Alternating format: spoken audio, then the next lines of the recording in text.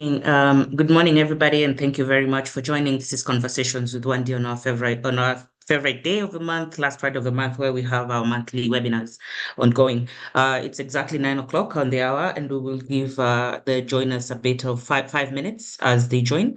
And everybody, thank you very much for joining. Good morning, good afternoon, good evening.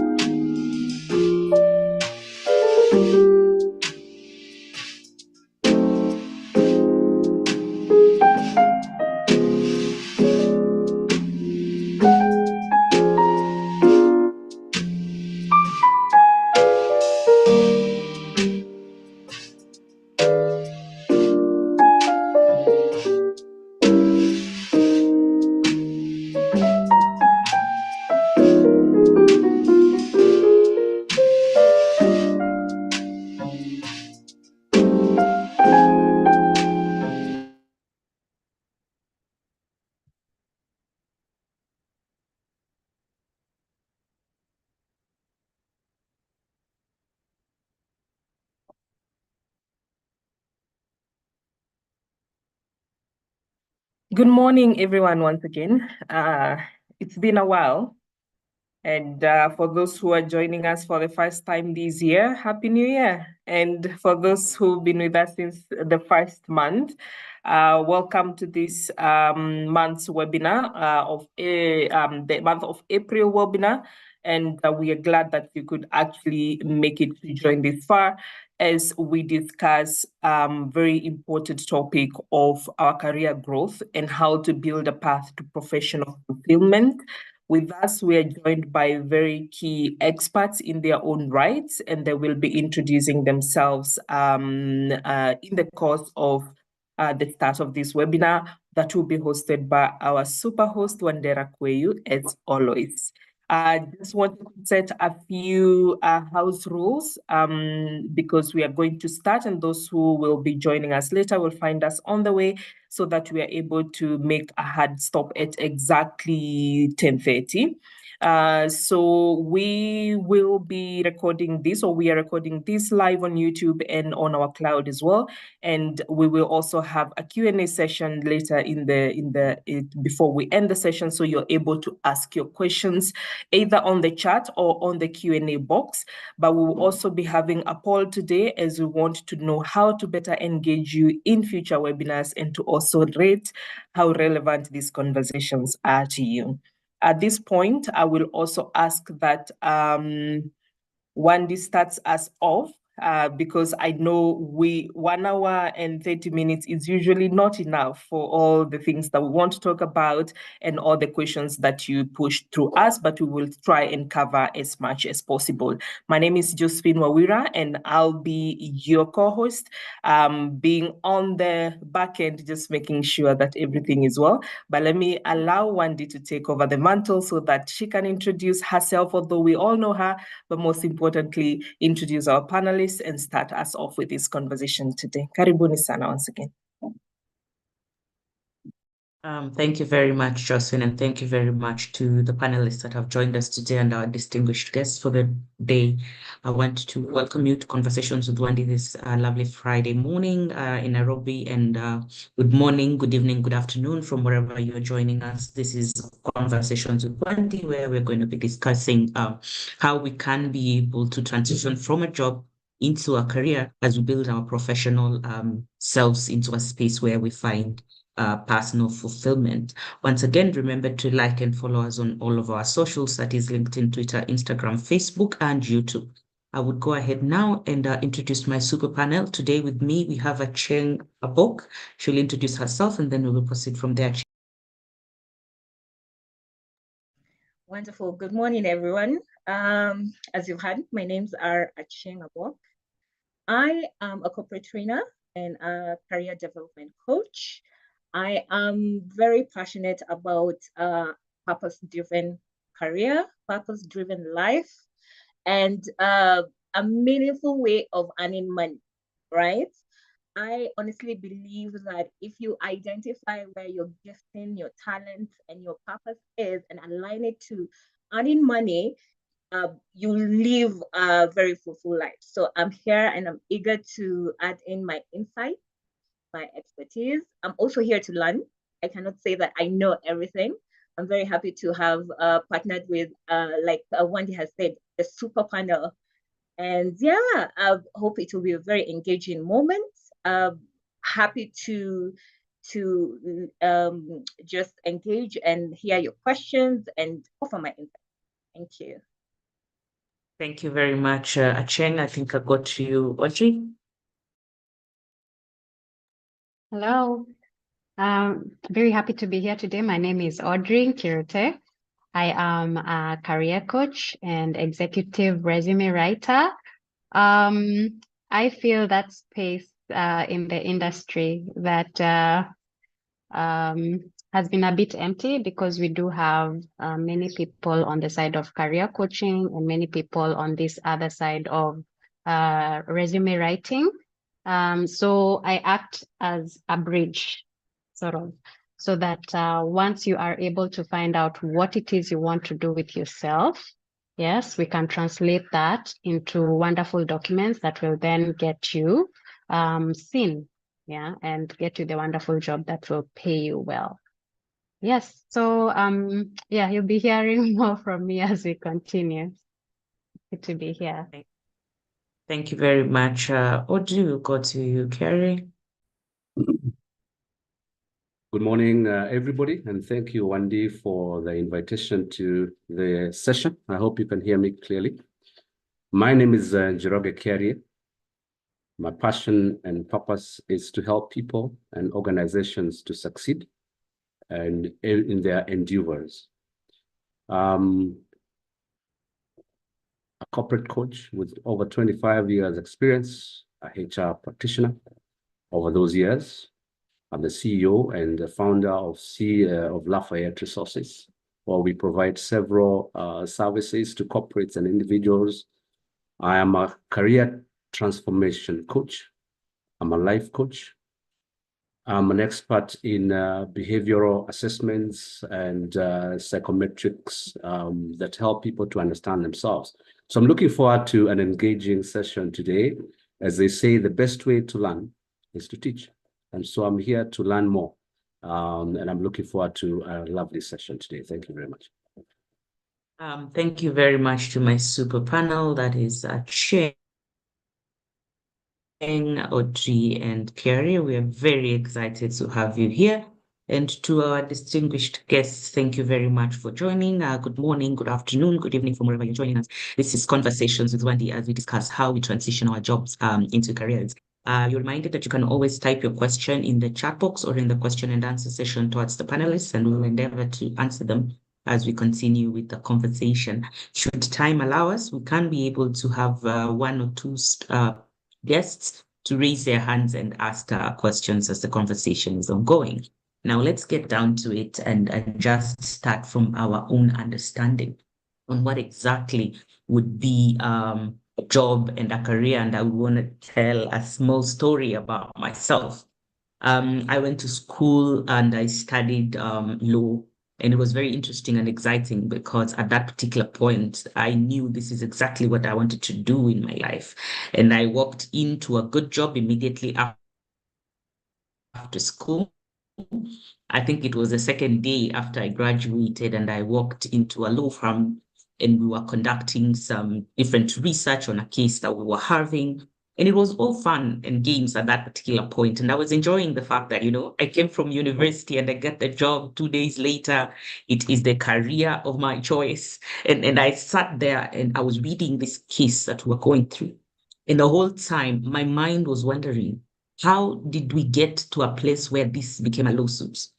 And that's where it hit me, because the matter was a labor matter. That's where it hit me. Do I really want to be here? Because I started to realize very keenly that my interest and my passion is not to solve the legal dispute that was there. It was to understand better why the legal dispute began. So from that area, I started asking myself very many questions. I didn't know at that point that I was making a conscious decision into a career, but that is how it started out for me. And I just want to go to you, Njoroge, and ask, what would be the distinguishing factors that you could inform our audience about on what is a career and what is exactly a job, and then why is it important for your professional development? Thank you, Wendy, and thank you for telling us your story. I think everybody does have their own story, and that journey can be confusing, can be overwhelming, and we all have our hours to share. Now, I like this topic for today because it's quite interesting and it's very informative at this point, whereby when you look at what is happening in within our economy, a lot of people are seeking opportunities, while at the same time, a lot of organizations are letting people go, right? So you may actually be having your dream career as we speak, but you're let go because of the economic situations. But let's get to the basics first, as Wendy has said. Now, the question here is, and the topic for the day is from a job to a career. So the first thing we are asking is, what is a job, and what is the difference between a job and a career? So a job is basically a role. You go and get a job. You can be a waiter or whatever job that comes to you fast, that helps you to earn a living, all right? So you're making a salary and you're earning a living. Okay, that's a job.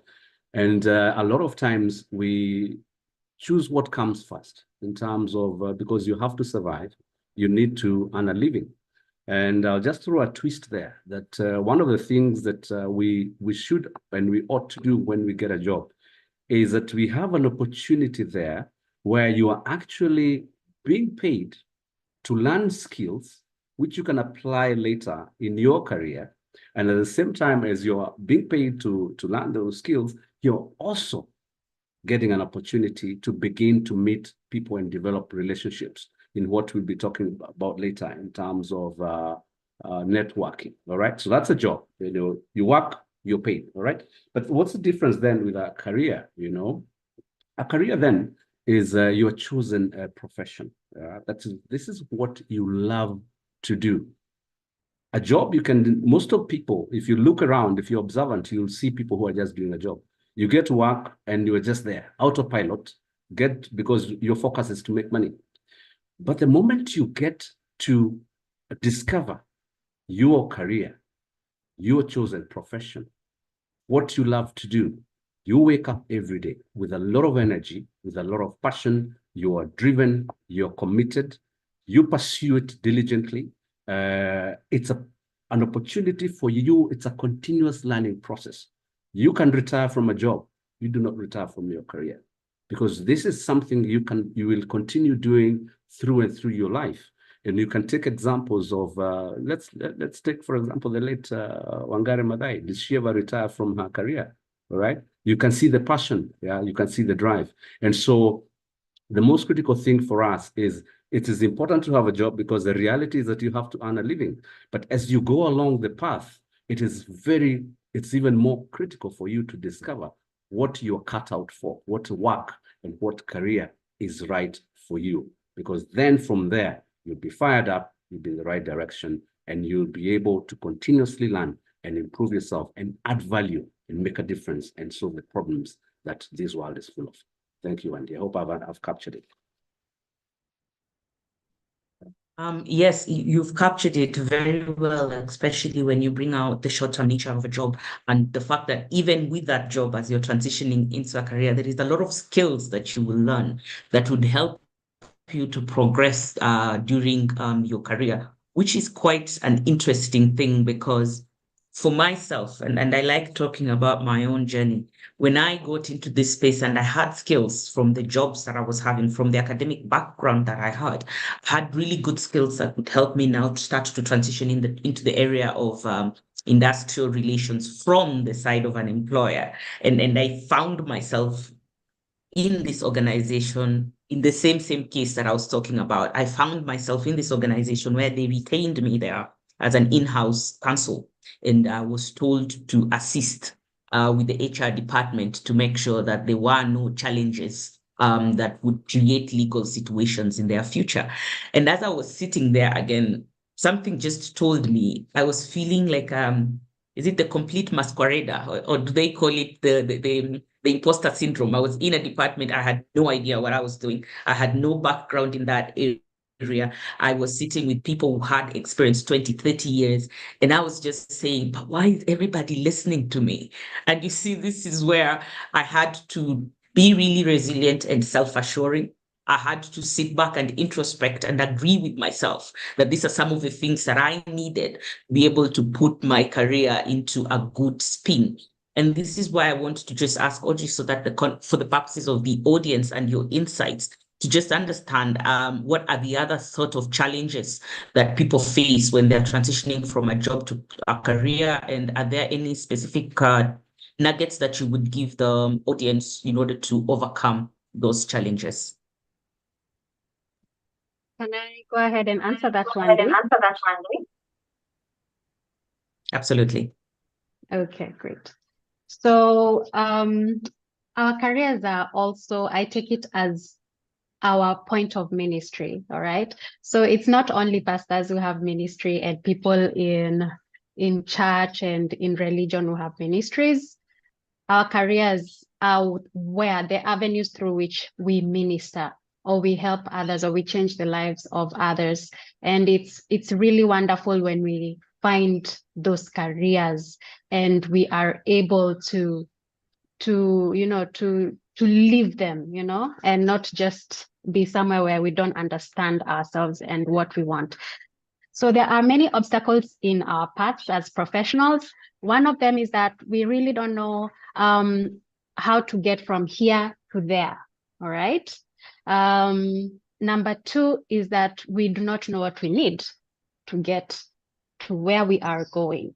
We do not know what we need to get to where we're going in terms of skills, in terms of qualifications, yes, in terms of experience. So how do we get to finding out how to get this?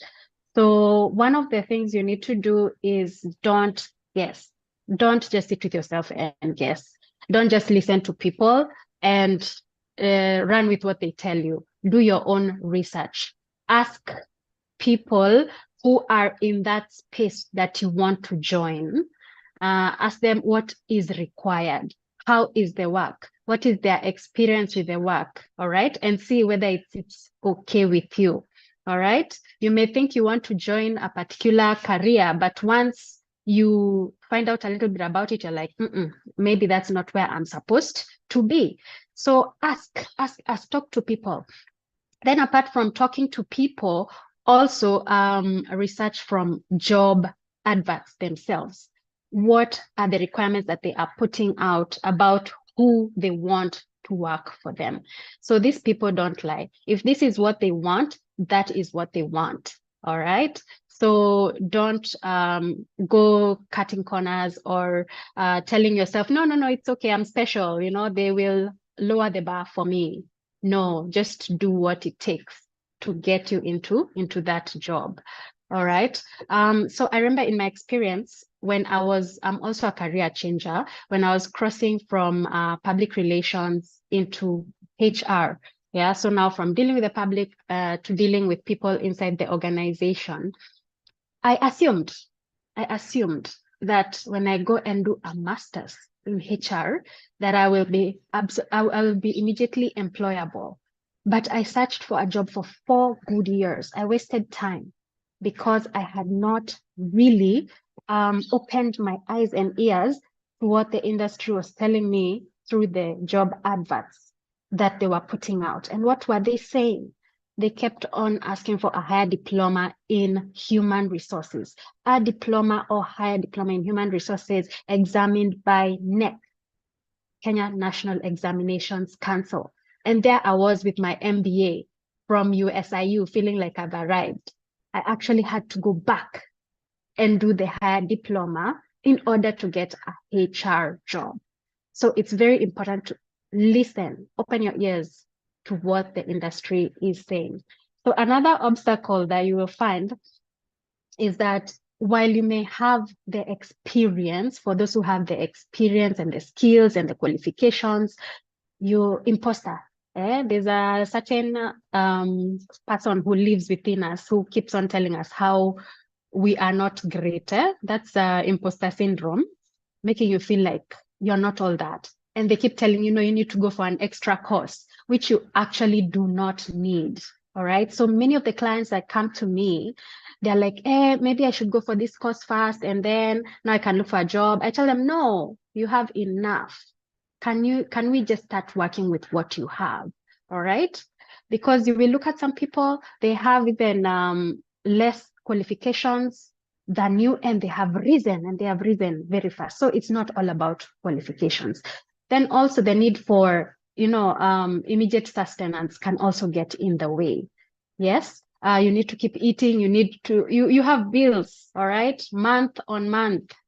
So just to be able to sort out that bills may keep you in a job that you're not happy with, that is not a part of the career that you seek. So then you end up being stuck. You end up being stuck in a loop of month to month to month.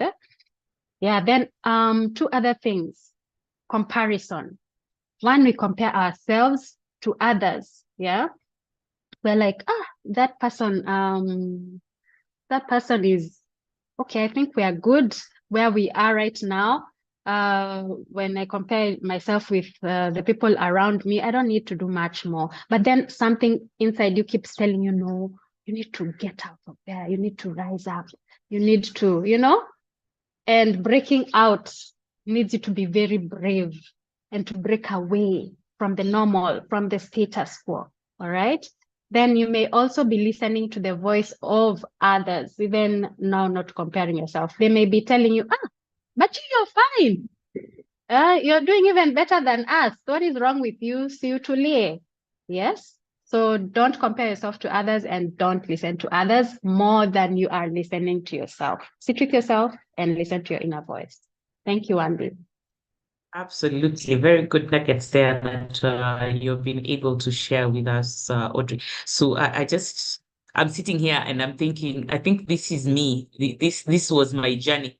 This is how I think I walked into the place that I am in today. And one of the things that was really clear for me is when I completed school, immediately I decided to do a master's. I actually do have an MBA that I have not used for a very long time. And I came to notice something once my career coach was speaking to me at that point. She asked me a question that I never asked myself before. She asked, what exactly are you mastering in? Is this something that you actually know? And now you're saying, I have the basic knowledge and I want to master in this thing. And it just got me in a very interesting space. And I was laughing at self. And that's where I started to ask myself then, what exactly do I want with this career that I'm talking about? How will I know that I am being successful in the things that I am looking for? How will I be able to then contribute to my own growth and the growth of the industry that I am in and be able to, say that I have done my part and I am feeling fulfilled in this particular space that I'm in? And that's why I actually would want to hear from you and just see some of the tidbits on how individuals can identify their career aspirations and what steps they can take to set achievable professional goals. Over to you.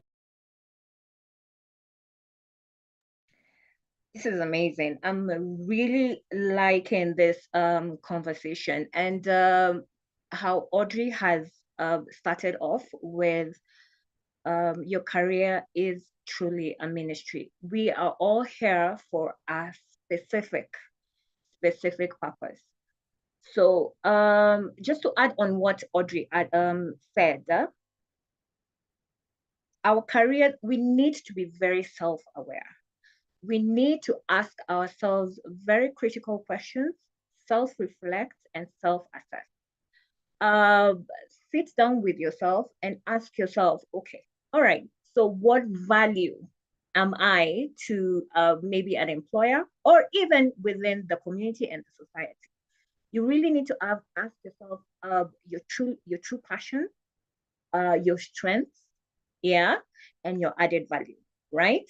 So different ways you can figure this out is by taking a lot of personality assessments, which you can do for yourself. You can there are lots that are online. You can just easily search for that. But the best way to come up with an assessment that will work for you is collaborate with a career coach. I like what Audrey said about listening to us. When we listen to friends and family, they usually don't give us feedback that is very insightful.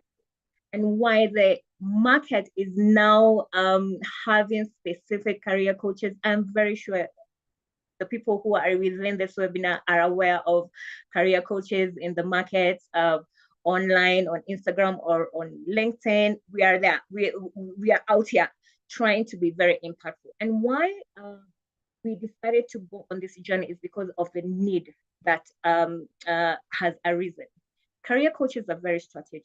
And just like you said one day, they will ask you critical questions whereby you have to self-reflect and ask yourself, okay, why am I doing this master's degree? Why did I even do this bachelor's degree? I come from a generation, the millennials, whereby it was very process. Finish your high school, wait for maybe a year or two for a university to support you and go for a degree. maybe have a few threats from your family or your parents to say you have to go to, and do your medicine. But when you really had a conversation with yourself, you knew deep within that that is not the degree you wanted to specialize in. So self-reflection is very, very important. I highly recommend this. Sit down with yourself with a notebook, ask yourself, be quiet, be still.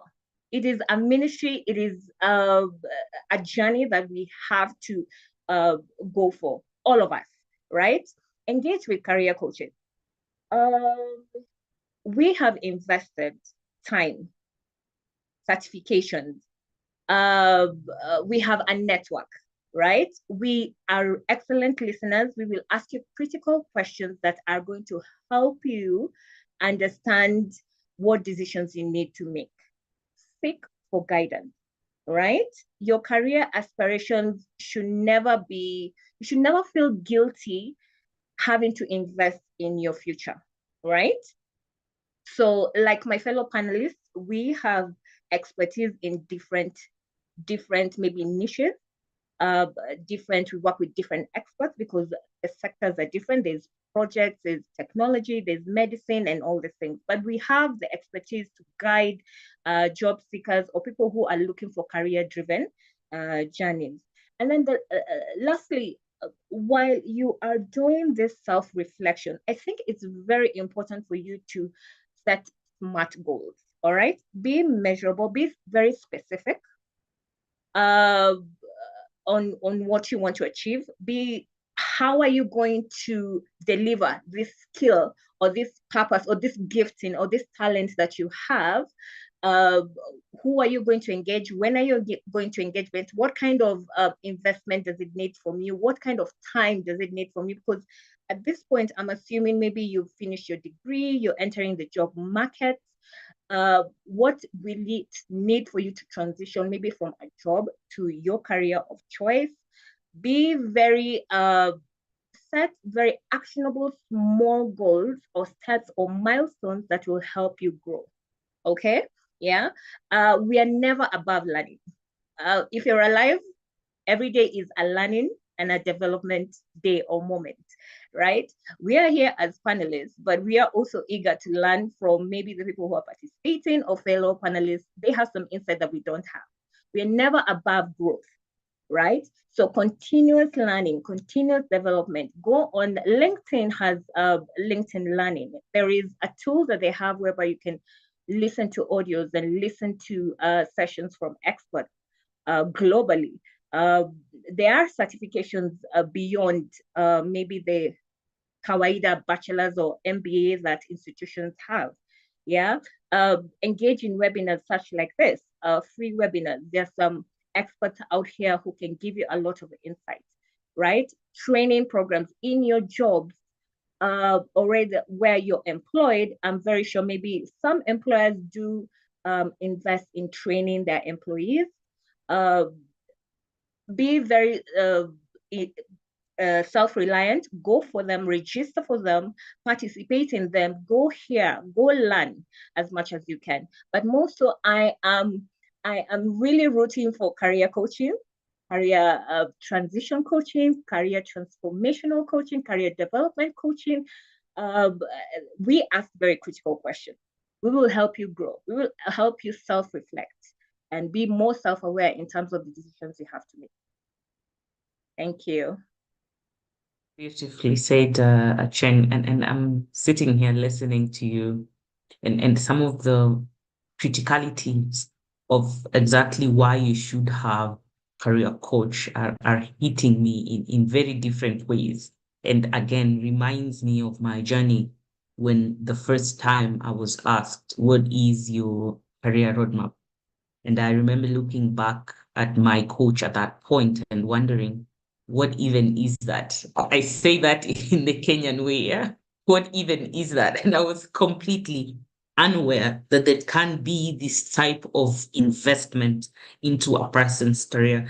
And one of the things that hit me very clearly at that particular juncture in my career is that the more you want to build a firm foundation and an impactful career, the more you have to give of yourself. the more you have to invest into this thing that you want done. And I took a lot of time to walk around and see what is the industry that I am walking into, saying, what do I know? What don't I know? What kind of things do I need to bring to the table in order to have something that is quite interesting for me? And at that point, I remember I was reading my favorite book by Jim Collins, From Good to Great. And one of the things that kept just ringing in my mind over and over again is what he keeps saying. You have to choose a thing that you will do, that you will enjoy it even through the boring moments, because boring moments are going to happen. You have to pick that one thing that you know you're good at, and you will endure it even during the boring moments. And those are some of the things that really helped me to be able to set what I was now learning to be a career roadmap. And I just want to seek your guidance, Njoroge, on your experience on just letting the audience know what are the key elements that one should have in included in a career roadmap.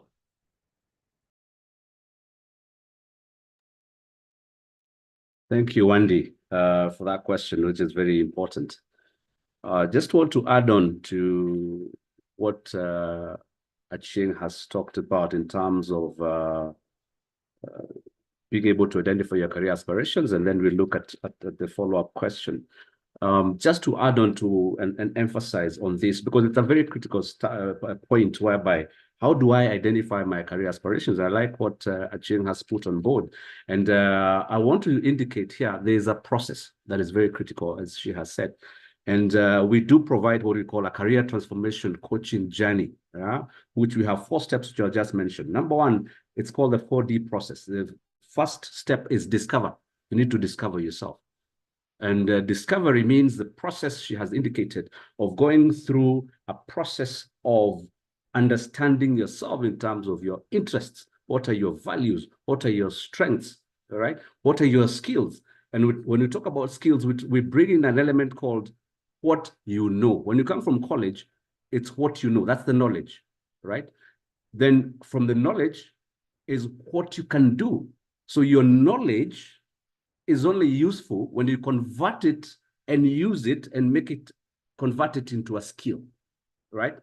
And then later you'll be looking at who you know in terms of networking, all right? So we take you through the 4 steps. 1 is discover. So you discover yourself. We take you through that. We help you understand yourself in detail, and also through an assessment process that helps you look at the mirror and see yourself in terms of your strengths. Number 2 is to dream and look at where do I want to go? And this is in terms of your career. Where do I want to go? You dream, and there's a process. Again, we take you through that. Then the 3rd step is what we call the design, which is now what we're going to talk about, the mapping of how do you achieve that dream, which is your career dream, all right? That's the design process, or the mapping. And then the final stage is deployment. How do you then execute and make this alive, bring it to life, all right? So those are the 4 steps that we normally bring, help and guide our clients who are working with us as career coaches, and we help you thoroughly be able to understand. So let's look at the elements as Wendy has asked. So what are the essential elements for developing our career? Okay. Of course, number 1 is you do need to go through that assessment. There is a wide variety of assessments that will help you. There's something called a strength finder that you can be able to follow. We have career assessments that you can follow. There's behavioral assessments that you can follow. In our firm, Lafayette Resources, we provide quite a number of those, and we'll be happy to help. Number 2 is clarity. One of the things we struggle with is clarity of direction. What do I want to do? All right. I remember my first job when I left college. I grabbed what came first. All right. And I got a job. I had 2 jobs. One was in sales, General Motors. Another one was an operations job. But the one who gave me the contract was the first job that I signed. And thereafter, it was operations. And here I am from college wearing a suit and tie every day, coming looking very smart. All right. Then I go and I'm assigned to the airport where I have to go and offload cargo from the aircraft. So all of a sudden, I have to put my suit down, remove my tie, and jump into an overall and go in and carry bags and bring them to the office. All right. Now, obviously, when I joined first, the guys were laughing at me because I was the only guy coming to work with a suit and tie and a briefcase, by the way, just to mention it. I had bought a briefcase when I left college because I needed to look important. All right. And I did that, and I carried that briefcase up to today. I still have it somewhere. Then I was given a very nice overall. So I'll check in and I'll wear my overall, and we go, we offload, we come, we sort. I was working for a company where we were sorting stuff, and a courier company. So we had to receive material and then sort it out and send it to different destinations. So I had to wear that and then come to the office, we sort, and then we go back to the aircraft, we load, we send them to different directions. And then occasionally, of course, there will be issues where I'll have to jump back to my suit and tie and go back and solve those problems. So my colleagues realized, oh, it's not so bad for this guy to have a suit, because we have officials here who need somebody who is looking like they are coming from an important office, so to speak. So that was my first job. And after a while, how I transitioned now from operations, because I did work in the operations job. I grew in it for about 5 years. And then somehow I found myself discovering my path, but I was guided somehow. It was accidental. My move from operations to actually moving to become a corporate trainer, moving to HR, moving into coaching, all this happened by accident because a job was advertised within the corporate. And my head of HR then, I didn't even bother to apply for the job, right? So he came and told me, did you apply for this position? It was a training manager role for the region. And I said, no, I have not applied. He said, I think you can do this. And I went and thought about it, and I applied for the job, went for the interview, and I got it. So transitioning, discovering our career path, we need to be deliberate. Sometimes it happens by accident because historically our education system hasn't prepared us to be able to focus on what truly we are good at. We focus more on papers. I have a degree, I have a master's. All this, as I said, yes, but you need to understand what you're good at so that you can be able to pursue that. In addition to what I've mentioned earlier, so the assessment, you take the assessment, you need clarity of direction. You need to understand what are the relevant skills required for that career that you want to pursue. Do you have them? No. What are you going to do about that? In addition to that, you need to then be updated, be current, be curious. I always give this example. Every child is born a genius who is very curious. The problem is adults. What do? We stop that curiosity from children. We keep hitting them after a while. That's what you find by the time teenagers are hitting that age, they are tired. The older people have made them tired. They're no longer curious of experimenting. We need to retain that curiosity as adults, so that we need to know what really is going on. Stay curious, all right? Keep researching on what it is you want to do. Get to know, get to network with people. And we'll talk about networking a bit as we go ahead. It is very critical to identify a mentor. If you don't have a mentor, get a career coach who will help you. Set your goals clearly, meaning if you want to get from point A, if you want to get from Nairobi to Mombasa, do you just wake up and go? No, you plan a trip. The same way you plan a trip from Mombasa for a vacation, the same way you need to plan for your life and your career. It is important to be very, very deliberate. And you need to then, once you have all these plans, sit back sometimes and review and say, where am I going? I had Audrey say she took about 4 years after she did her master's to be able to get a job. It takes time. You have to be patient, but you have to have the right strategies, and you have to seek for help. And that's where career coaches come in, mentors do come in. Reach out, do your research. I think finally, just to mention that this generation is very lucky. When I was in college, research meant going physically to a library to pick up books and read and magazines and be able to get information. Today, by a click of a button, you have information. Make use of it. The resources that are at your fingertips, I encourage you for you to pursue, keep learning, be curious, and be committed. It's going to happen, but you have to push it. You have to take ownership. Tuache hii mambo, serikali saidia. Let's take it upon ourselves to pursue our own careers deliberately and through commitment and curiosity. Wow, I'm not sure if there is anything that can be added to that. It's just amazing what Njoroge you have said. And the thing that is sticking in my mind is the 4Ds of career development. And quite a number of us you could have been working for 20 years, but you're still at the discover space. And there's nothing wrong with that. The time is now. If you're ready now to invest and do all these things that our panelists are telling us, you're just smack on the money, you're in the good space to continue. I see here a question that we have to Audrey that I will ask, and also just double it up with another question from Stephen Otana, who says, at one point we said we shouldn't compare, but he tends to think we should use it as a way of benchmarking. And this question is, what then do I need to do in order to get to know that I'm sailing in the right direction? And Audrey, as you're taking that, I just want to emphasize what Njoroge also has said, especially about assessing your strengths. And for me, Strength Finder, this is a test, was just out of this world. And it gave me a really good footing to understand myself and the things that I'm good at and I have an upper hand in. And I also like the fact that Njoroge here has said that in their farm, Lafayette, they're able to offer for you these kinds of resources. And also to remind you that as you are registering, you had the contacts of all these panelists in your emails so that you can be able to reach them in the event that you want to have more conversations and grow deeper into your journey in your career. And Audrey, as you take that question, I just want to know which other ways individuals can assess their current skill sets to determine what skills they need in their chosen career path. Over to you, Audrey. Thank you. Thank you, Wendy.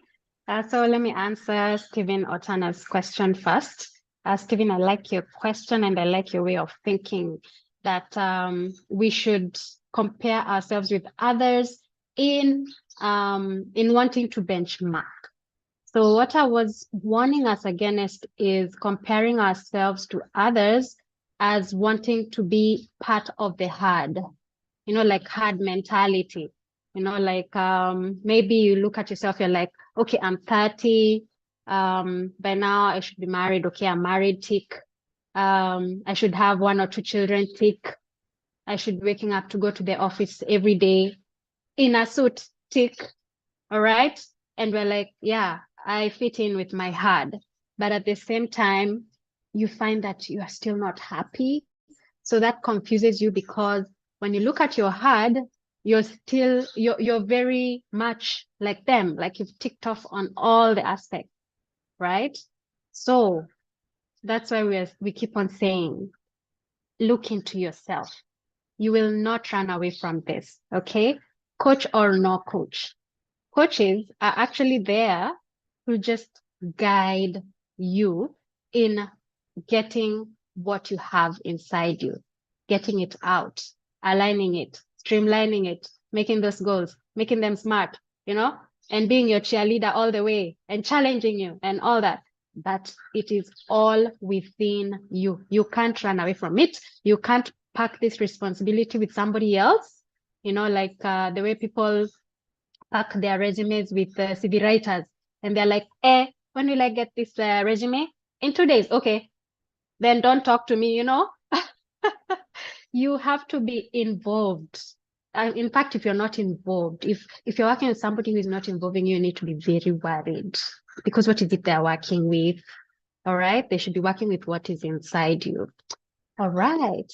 So let's look at, we had talked a little bit about how to determine the skills that you need to acquire. We say, do your research, talk to people some more, go online, research adverts, look at one advert after the other, look at what they're asking for, be open to hearing what it is they're really telling you, and what it is you're really seeing. Do not assume, all right? Then how can individuals assess their current skill set? Very important. Even here, don't assume, don't go with feelings, all right? Don't take a test where you gauge yourself based on how you feel you do task A or how you feel you do, No. Don't go with feelings only. Okay, feelings are always in the mix here. As we said, introspect, listen to how you feel about something, all right? But now what we are gauging is what you have in terms of skills, which is fact. It's there or it's not. All right. So number one, use your supervisor. All right. Use your supervisor to help you understand what you're really good at and what you can improve on.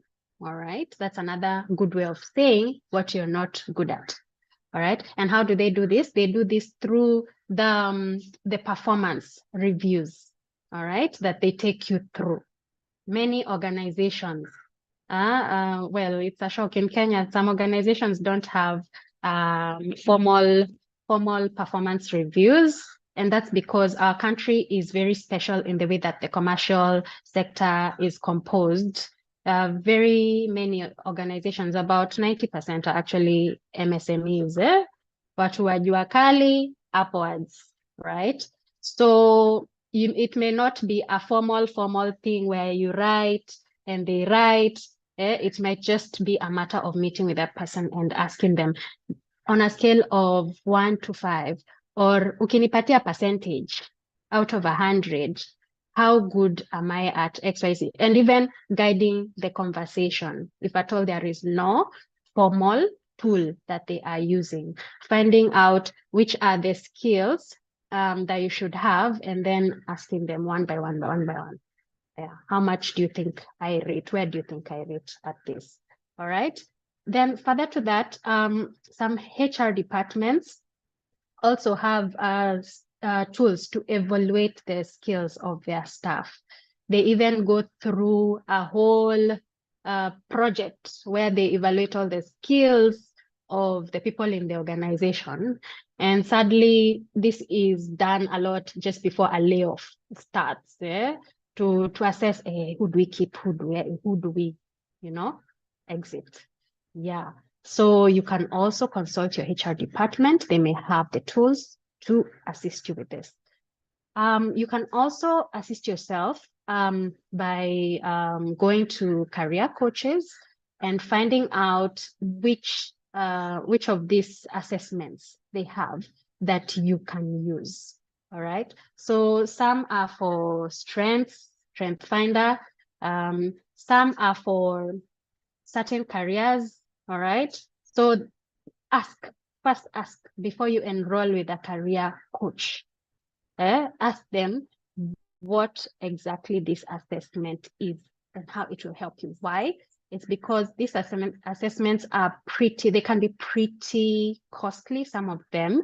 Not to say that all of them are costly, because you'd rather pay the cost now and term it as an investment in your future, so that you're not like me, wandering in the wilderness for 4 years, not earning commensurately, isn't it? Yeah, you'd rather spend, maybe if you lose 25,000, it might just be your whole salary, but you say, okay, I'll just pay that one this time. And maybe like 3, 4, 5 months down the road, I will be earning 3 times that amount or 4 times that amount, just because I did my homework. All right. Other than getting that with a career coach, there are also a lot of free online resources. You can look for free career assessments in your area. Maybe if you're a communications professional, you can look for assessments for communication professional skills. Yes, for instance, I would Google that. Then they bring the assessments and you get to do them. But a word of caution on using free resources. All right. You can be doing your research forever, analysis paralysis, without moving, which is why you need a coach tracking you and guiding you and sharing you and challenging you. All right. To just get the job done, get the work done, and get started to where you're actually going. Yeah, that's it from me, Wendy. Oh, thank you. Thank you very much, Audrey, for the very insightful words, especially to everybody that is trying to move. Analysis paralysis has been one of the things that has kept quite a number of people in a space where they're just lingering right there. And I think it's very important for you to have somebody that, just an accountability partner that can be able to help you to move from one space to the other so that progress can occur in your career journey. Before I ask my direct question to Acheng, please allow me to also redirect this question from Joyce Wangu to you, where she says, in my career, I engage a lot with young people, high school, college, and university students.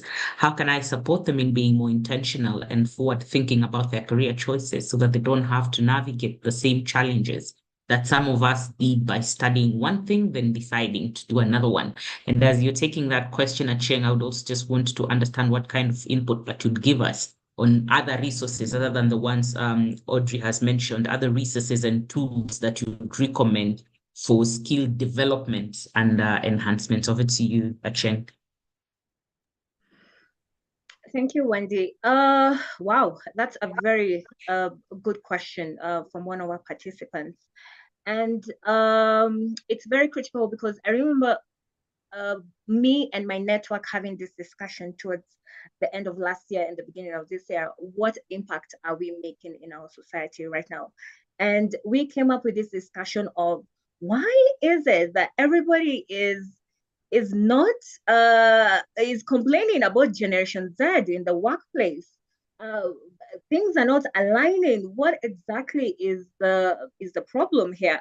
And I feel where she's coming from is a very good place. She's the one who wants to make the impact. Our participant wants to make an impact in university, colleges, in high school. We go to them. I feel like I need to challenge my fellow panelists as well and other career coaches or career experts, people who have been in the job market for years. We need to go to these young people and coach them and mentor them, right?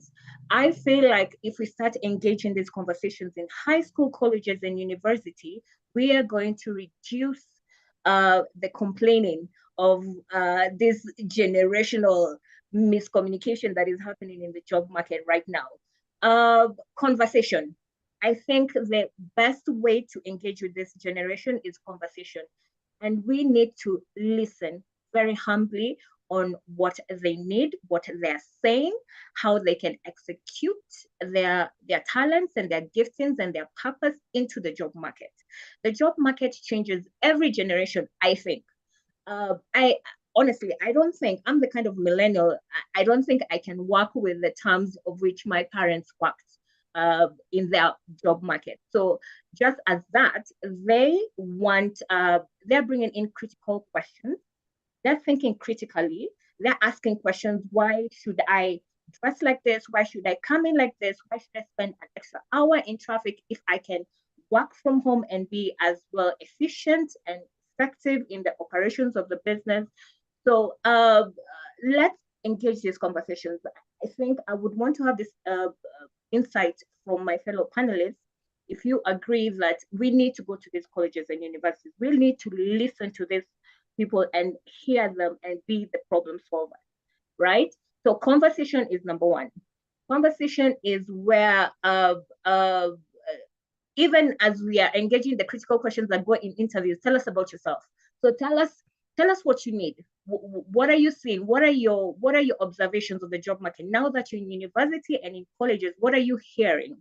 Yeah, what don't you want to experience in the job market after you graduate? What are your hopes and dreams? What are you bringing to the table, right? And from these conversations, we can help to walk with them hand in hand, navigate them to transition efficiently into the job market, and they're as well very impactful in their choice of careers. Conversation, I would go for conversation. I would go to sharing insight as humbly and sensitively as possible. I feel like Generation Z is not the generation where you tell them what to do. We can't go with the managerial way of doing things. I think this generation really challenges our leadership skills, right? How can we deal with different personalities? How can we help them? How can we work with them? They really, really push our buttons, but I think we can also as well learn how to deal with these personalities very, very well. Yeah. So I hope I've answered your question. I would like to engage with you after this discussion on how we can do that. Personally, I'll tell you what I'm doing with my network. We are having weekly free webinars with students who are leaving high school, colleges, universities, who are about to graduate, who have graduated in the last 2 years and graduating towards this year or next year. And we are guiding them on CV writing, personal branding, interview preparation, how to answer questions, how to seek for mentors, how to engage coaches. What is the difference between a mentor and a coach? How do you identify somebody who's going to be impactful in your career journey, right? So we are having weekly engagements. I'm having weekly engagements. It's very challenging, I will admit this, right? I had one of my students ask me, Achin, what can you do for me? As in, what are you telling me my mom has not told me or my dad has not told me, right? Yeah. I know I'm graduating this year, so the expectation is I need to have gotten the job by the first quarter of the next year of 2025. So yeah, I would like to have that conversation. So on to the question that Wendy asked me. Where can we go for skill development? I am an advocate of two ways. Oh, LinkedIn. LinkedIn is a social media platform, but I feel so many professionals are allergic to. Or is it that maybe they find it difficult to navigate? Maybe because LinkedIn is not as exciting as maybe Instagram or TikTok or Facebook. It's very structured and very, directional. However, I am an advocate of LinkedIn. LinkedIn has 16,000 online courses. And I think it's even more than that. And all these online courses are not from your traditional lecturer or your traditional professor in university. It's not boring, very engaging audios, very engaging videos, right? Some of them are free if you cannot afford, because I know for you to get maybe a certification from LinkedIn or get to hear some of their courses, you have to pay some money. I think it's $30 a month, depending on your engaging how often you use LinkedIn. But the minimum is $30 per month. But can you imagine, even if you do not even have a university degree or a college, you're straight from high school, 16,000 plus courses. And they range from marketing to personal branding to tech to data analysis to coding, administration, operations. There's so much to learn. And the people who do the courses are very engaging. Most of them are from the US. You will find them, they're probably CEOs, they're business owners, they're experts within their line or career choosing. So they make these courses very, very exciting. I do courses weekly. Let me not lie and say daily, but weekly I have to do some one course or the other. There's so much to learn there. So I am an advocate for LinkedIn Learning. I am an advocate of Udemy, and I'm an advocate of Coursera. I mean, I am speaking from the basics. If you do not have a master's degree, a bachelor's degree, you can as well develop your skills in many other ways. Like Njoroge said, from the click of a button, you can get information. So you have no excuse to develop a skill, to develop a talent, to develop a gifting, right? If you're truly passionate about something and you feel it within, you self-assess yourself and you say, listen, I can be of value in this space. Make that space. Go in there and be impactful. So number one is LinkedIn online platforms. So LinkedIn Learning, Coursera, Udemy, very affordable, I think. So even if you're straight from university or college, I feel like this would be a worthwhile investment if you're to go back to your parents, or maybe you have a mentor who is willing to invest financially into your career, or even if you're starting from somewhere, there is somewhere you can invest, something small you can invest within yourself. The other thing is mentors. I get often asked the difference between a mentor and a coach. And my best example is For those ones who, okay, I don't watch football, but I know something about football. The coaches are usually at the side and the players are within the pitch, and the coaches are so passionate. They're so passionate, they wish they would go inside the pitch and just kick the ball for this player. And if something goes wrong, they get upset. Oh my God. So they're emotionally invested in you doing the wrong thing. They guide you, they give you the tips, then they say, okay, go forth and execute. So while they're doing that, they're watching and they will correct you where you went wrong, and then you learn from there. Mentors is a bit personal. You know, mentors will come in. I find people going for mentors who are maybe 30, 40, 20 years older. So people who have lived the life before us and they have advice. They give us advice. Coaches guide, right? So mentors advise on life decisions, choices, and all these things. You can have a mentor within a coach. You can have a coach within a mentor. There's no much difference. However, coaches are very professional. They would want to be specific in their niche and work, right? A mentor is you'll be friendly with a mentor. Yeah. So anyway, so those two directions. So I'm a fan of mentorship, of coaching. You can learn as well from those individuals who have gone before you in your career or in life, right? And online learning platforms.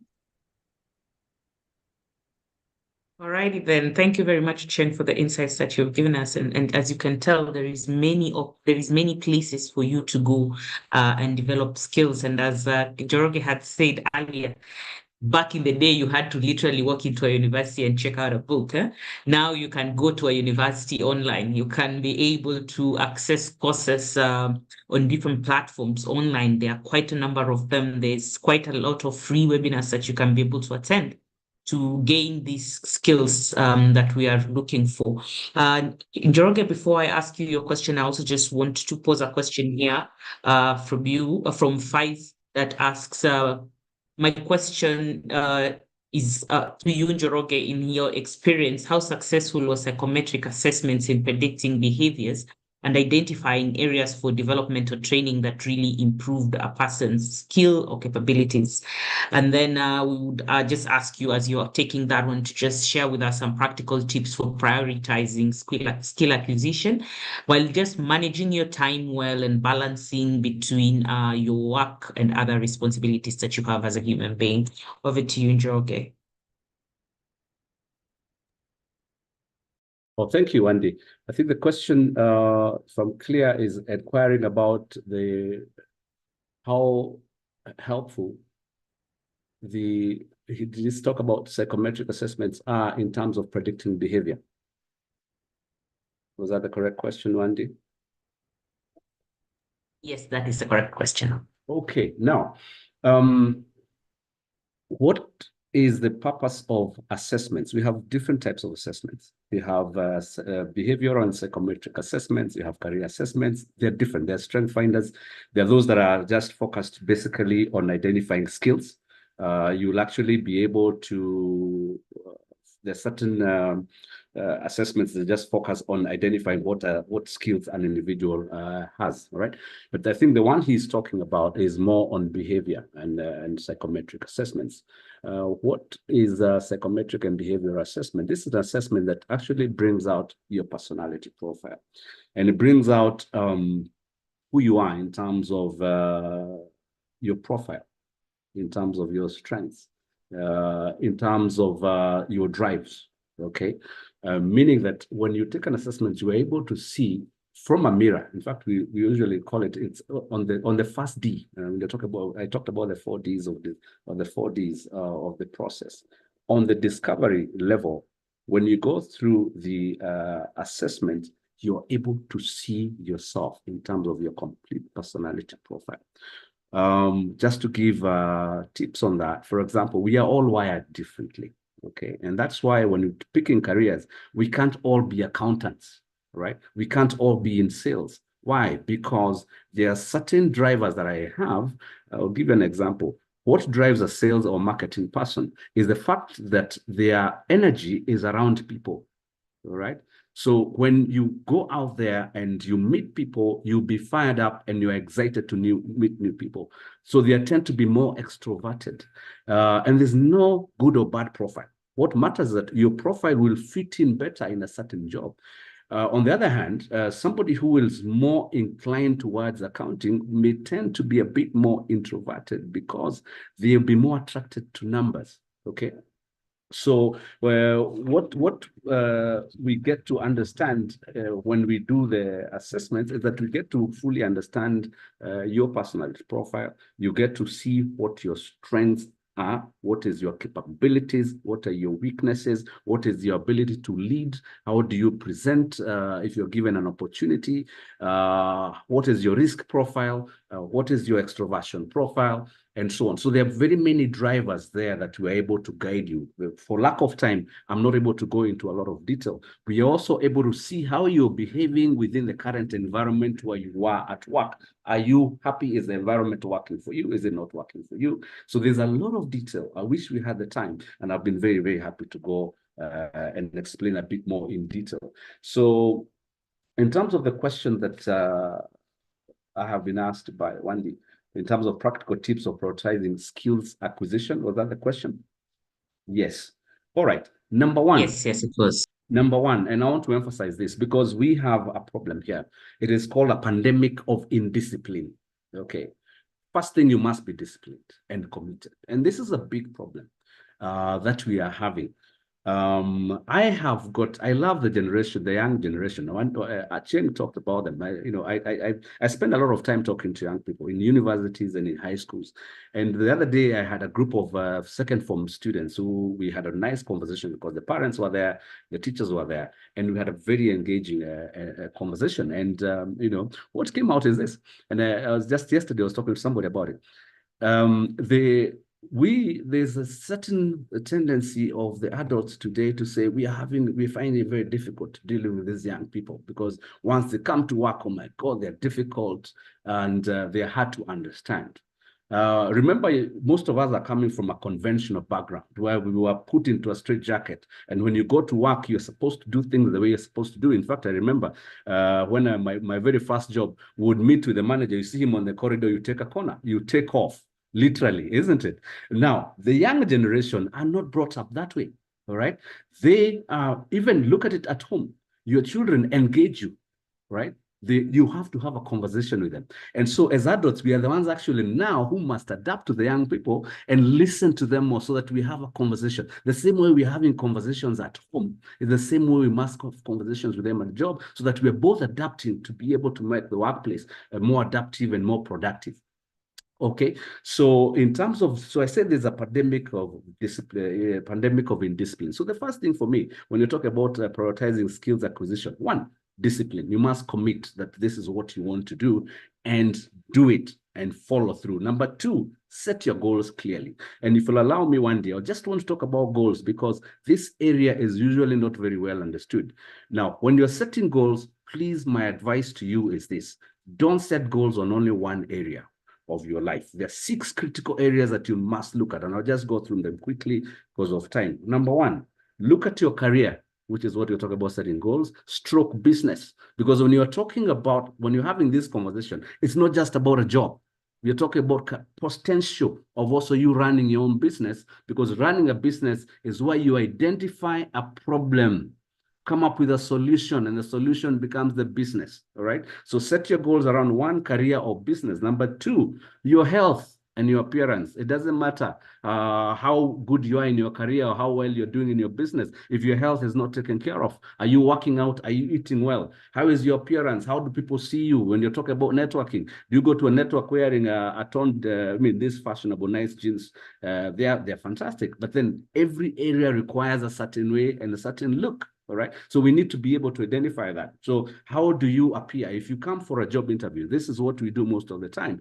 Remember, unfortunately, Make sure you have control of yourself in terms of when you're appearing, because it is very easy to also miss opportunities because of the way you appear. I'm not telling you how to dress. I'm not a master in that. I'm just saying your appearance. So set some goals around that. Put some investment in it. Number 3 is wealth and finances. You are working, so what are you going to do with those finances other than mzingas and saving money to buy a car and these kind of things? So wealth and finances, start planning early. All right. I remember once on my first job, we used to have colleagues who will be paid on Friday, and the guy will report on Tuesday because he has to fight his money. Until that war is over, it's not over. So he has to spend his money between Friday, Tuesday. When he's broke on Wednesday, he reports to work. So set goals around wealth and finances, set goals around family and relationships. And this is another critical area. Set goals around personal and spiritual development. Set goals around also, creativity. You have got some gifts God has given you. Use them. Set goals around that. Having fun and having, and applying your passion. So those are 6 critical areas. Because of time, I'll just mention. So that was the on setting goals. Number 3 is apply what we call a tool of daily routine. Set a timetable for yourself so that you can be able to achieve what you set out to do. Put it in your desk. I have mine on my desk. Wake up, from the time I wake up, I'm clear on the things that I want to do on that particular day. That is what will help you to achieve your goals. Being intentional on a daily basis to be able to pursue what you want to do. All right. Have an accountability partner if possible. Have somebody you can work with as a friend, as a peer, and you'll be able to move together. I remember once when I wanted to change careers, and what I did is I had 2 colleagues of mine. And we looked at that job opportunity. And what did we do? We tackled it thoroughly together. And we were able, and I went, and before the interviews were over, I had already been offered that particular opportunity. Use a daily journal as well. Journal your thoughts. Your life journey is important. Write down what is going on with your life on a daily basis, if possible. Additionally to that, have some reviews, on a weekly basis. How am I progressing? Sit down on a Sunday evening. Have a meeting with yourself. Look at how the week went and look at how am I how am I moving with these goals that I have set? How was my last week? What are the challenges? And then plan for the week ahead. Of course, we've talked about networking and so on. So because of time, I think I will leave it there, Wendy. I'm seeing we are under pressure, but in summary, discipline for me is number 1. Set your goals around the 6 key areas of life. Have a daily routine, have a timetable, be intentional in what you do, get an accountability partner, journal daily, review and adapt and review your activities on a weekly basis so that you can be able to keep track of the direction that you're pursuing. Thank you, Andy. Thank you very much, Njoroge. Ladies and gentlemen, we are 10 minutes to the hour, and I would just like to remind you that there is a poll that is running right now. We'd be very grateful if you could be able to assist us by completing the poll. And I would now proceed and just speak with you, Audrey, to understand better the different networking techniques in summary that are available to help you expand your careers, and how well will you be able to leverage that, get new opportunities in the event that you're looking. Over to you, Audrey. Thank you, Wendy. So we've talked a lot about LinkedIn. LinkedIn is one of the tools that you should definitely embrace. It can be a little daunting if you don't know how to use it yet. Even for me, it was quite daunting. I ignored it for a long time, to my peril. Yeah, because once I realized, that once I got time to actually look inside it and start testing it out and putting up a few posts and seeing how they're responding and seeing, wow, okay, LinkedIn does work, and sprucing up my image and seeing how then people in turn were reacting to that and wanting to connect with me and wanting to hear from me. It changed everything. So please embrace LinkedIn. LinkedIn is your gateway to the world from your desk. So please embrace LinkedIn.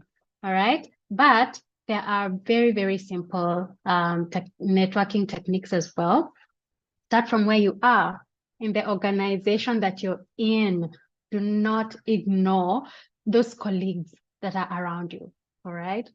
Those are your first, what are they called? That's your first fan base. So they should be able, because they're the ones who see you doing what you do best every day. So don't ignore them. Don't hide from them. Don't pull away from them. There are people who say, hey, at work, it's like, at work, you're one person, and then in life, you're a completely other person, No. These are the people who, if you embrace them, are the ones who will show you the ropes to get to the next level. They're the ones who will cover you when you're not able to be there to cover yourself. All right. So, of course, there might be some nasty elements, but there is always that one good person. You might not always trust your boss or your supervisor to speak well for you, even as a referee. Okay. And I say you should always test your referees. But then what I am saying is always find somebody to have in your corner from your organization. That is how people even get coached. You always hear about top performers. When they move to other organizations, they move with people. Where did they get these people? Yeah, through those associations at work. So don't ignore that workplace, all right? Then even your friends, people maybe you graduated with, maybe people you were in the same class with, master's class with, or let's say that higher diploma class with. Keep in touch. Keep finding out what it is they are doing. Keep talking on phone. Have tea or coffee once in a while. Yeah, just don't pop up when you need something. All right. So what can help you to keep those relationships alive, like with the higher diploma class and stuff like that, is industry events. Like for HR, there are HR events that have been organized by the Institute of HR. Attend those things and make sure you always say hi to them. Hi, exchange a few words, meaning, yeah, that is how you start building your network. All right. And just be a nice person. And somebody has a birthday, maybe it's popped up on your social media, get in and say happy birthday to them. If they have done a course, let them know, congratulations, well done, keep going. How was that? Was it a fun course? I also want to take it. Yeah. So then how can individuals leverage their professional network to assess new opportunities and further their career goals? So you have to lead that relationship intentionally, okay? Because you want it to take you somewhere, all right? So don't just let it happen to you. So if they don't come for you when they lunch, well, not at a slide. No, if you need to learn that person's department to be in that person's department, fine, you're in a different department, but you need those skills that your friend has from their department, and you want to be volunteering. So you want to get close to them so that at least they can speak to their boss. Then you get to volunteer in that department any extra time you have. Then the next time you'll be looking for a job, you will list those skills that you gained from your volunteer job in that department. So don't ignore those things. Yeah, but I think we've talked a lot about other stuff as we have continued, Wendy. Yeah, and there was that question from Judith. Oh yeah, Judith, about being indecisive. I think you're brilliant. Those people who are too smart, they can do everything. That is their bane of, they never know where to settle. So for one, I know you're bright. So definitely an accountability partner, as I have seen you being advertised, embrace an accountability partner, but definitely look into working with a coach so that you can zone into, okay, fine, I like all these things, but what is the one thing I can be consistent with for now that I am very, very happy doing for the longest time. All right. Yes. Thank you, Andy. Thank you very much, Audrey, for the insights that you've given. And ladies and gentlemen, I hope you have been able to learn a lot from our panelists. And I want to just extend another huge thank you for their time and just ask them in conclusion, what advice would you give to our attendees? In conclusion, just 1 minute each. We'll start with Audrey, then we'll start with Acheng, then we go to Njoroge and close with Audrey. Over to you, Acheng. Wendy, forgive me. However, there is one question that has been put on the table I honestly do not want to ignore, and maybe I will use it as a parting shot as well. Oh my God, it's called burnout.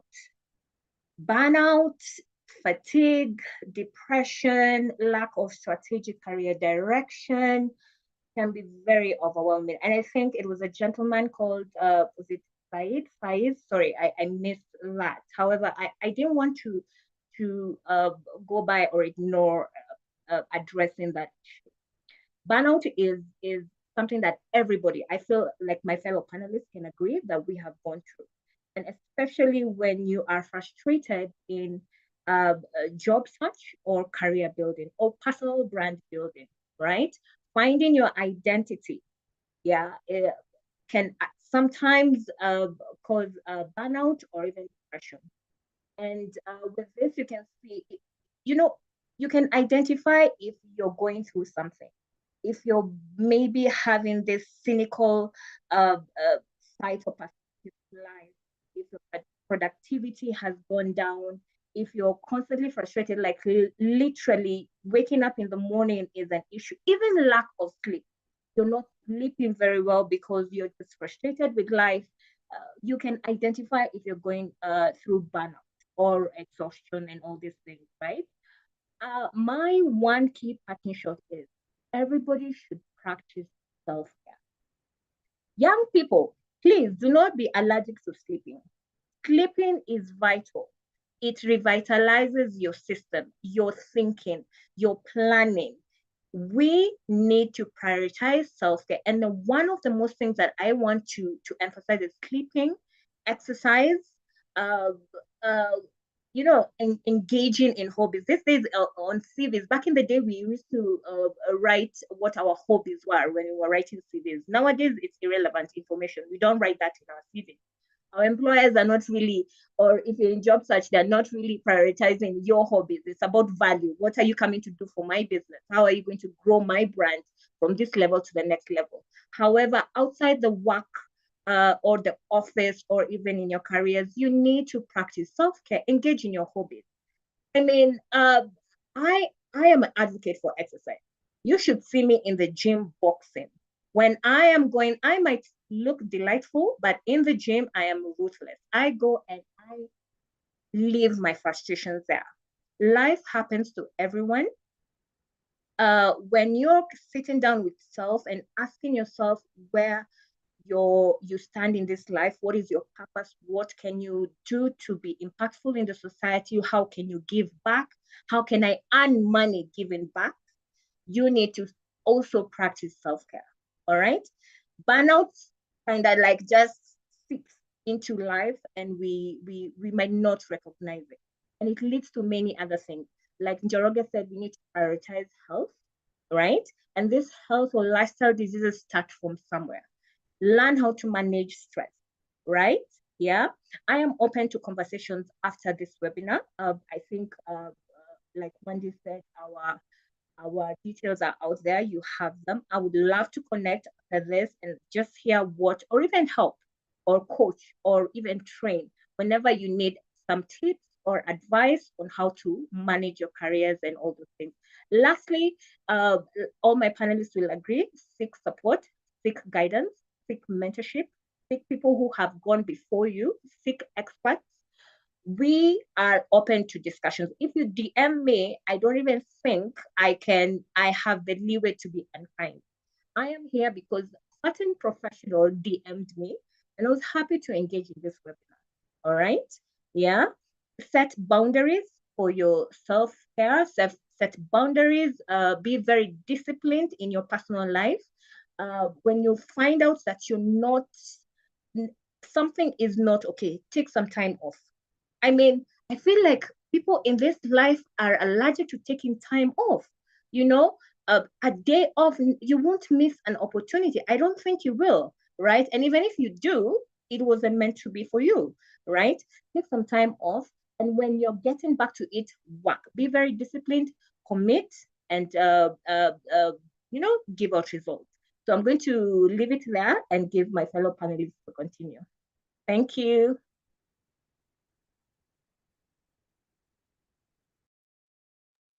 Wendy, that's my turn. Thank you very much. I just want to appreciate the opportunity to share. As I said, the best way to learn is to teach.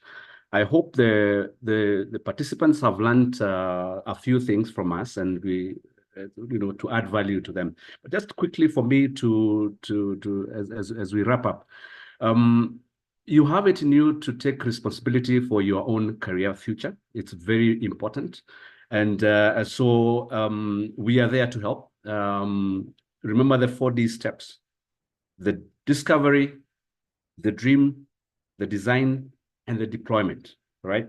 We have the tools and the ability to guide you through this process, so that for you to have fulfillment, you need to discover what you're good at, what you love to do, and wake up doing that each and every day. So that way you do not have to retire. You just need to be able to wake up and love and do what you do every day. So Lafayette Resources, we are here. We are happy to help you. We are glad Wendy invited us. And because time has run out, I wish you all the best. And I believe you can do it. And we are here to assist you. Thank you, Wendy, and thank you, the participants. So thank you too. I've enjoyed this webinar. In fact, when the poll came up, I was busy trying to say, this is a very highly relevant webinar. But I saw that I cannot vote as a participant. Yeah. So what I will leave you with is, it's a continuous process. Self-discovery is a continuous process. Today you will discover which career you want to go in for the next so long, so many years, and you'll think, I won't even need to go back down that road, visit a career coach again, visit a resume writer. In fact, I've been doing my own CVs. But then you get somewhere and you're like, oh, wow, why am I so unsettled within myself? Why am I so unhappy? Why do I feel like I'm not satisfied? Those feelings, you should honor them and investigate them, because they are pushing you now to your next level. All right. Yeah. So please embrace those feelings and come and let's get you to your greatness. Thank you, Wendy and Tim. Thank you very much to my panelists and to my very honorable guests that have joined us this very awesome Friday morning. As usual, it has been a pleasure talking to you and engaging with you in the different conversations that we've had. And as always, please, you can be able to just complete our poll that is running. And as always, we want to wish you a good morning, good afternoon, good evening from wherever you're joining us, and remind you to follow us on our socials. That's LinkedIn, Twitter, Facebook, Instagram, and YouTube. And we look forward to seeing you next month, same day, same time, last Friday of the month, as always. Have a very lovely weekend ahead. Goodbye.